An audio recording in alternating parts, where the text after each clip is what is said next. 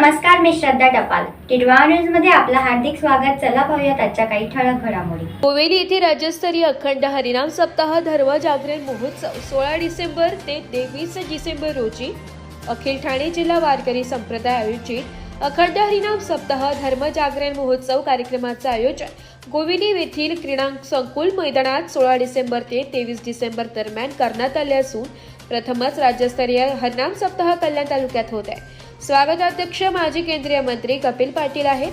पहाटे 4 ते 6 या वेळेत काकड भजन, 6 ते 7 पर्यंत विष्णू सहस्त्रनाम, सकाळी 8 ते 12 श्री ज्ञानेश्वर सामुदायिक पारायण, दुपारी 1 ते 3 श्री विठ्ठल नामजप, सायंकाळी 4 ते 5 वेळेत व्याख्यान, तसेच 5 ते 6:30 वेळात सामुदायिक हरिपाठ, तसेच 6:30 ते 8:30 पर्यंत महाआरती व भजन असे दैनंदिन कार्यक्रम होणार असल्याची माहिती स्वागत अध्यक्ष व माजी केंद्रीय मंत्री कपिल पाटील यांनी पत्रकार परिषदेत दिली. यावेळी विश्वनाथ महाराज वारिंगे, मंडळ अध्यक्ष माधव महाराज, केशव स्वामी, शीलरूपानंदजी महाराज उपस्थित होते.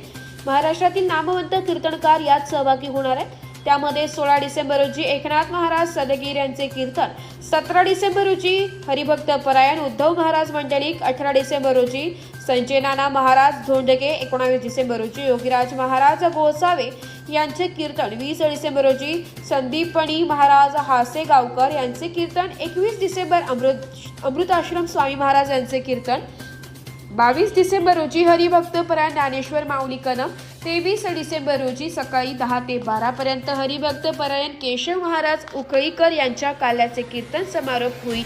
कार्यक्रमाचे वैशिष्ट्य म्हणजे भव्य दिंडी सोहळा, हजारो टाळकरी, शेकडो मृदुंग, अश्वांचे रिंगण, तसेच महंतांचा सहभाग, थोर महात्म्यांची कीर्तन, हजारो ज्ञानेश्वरी वाचक, हजारो भाविकांना अन्नदान, तसेच कल्याण, मुरबाड, शहापूर, भिवंडी, अंबरनाथ, बदलापूर, उल्हासनगर येथील वारकरी संप्रदाय सहभागी होणार आहे.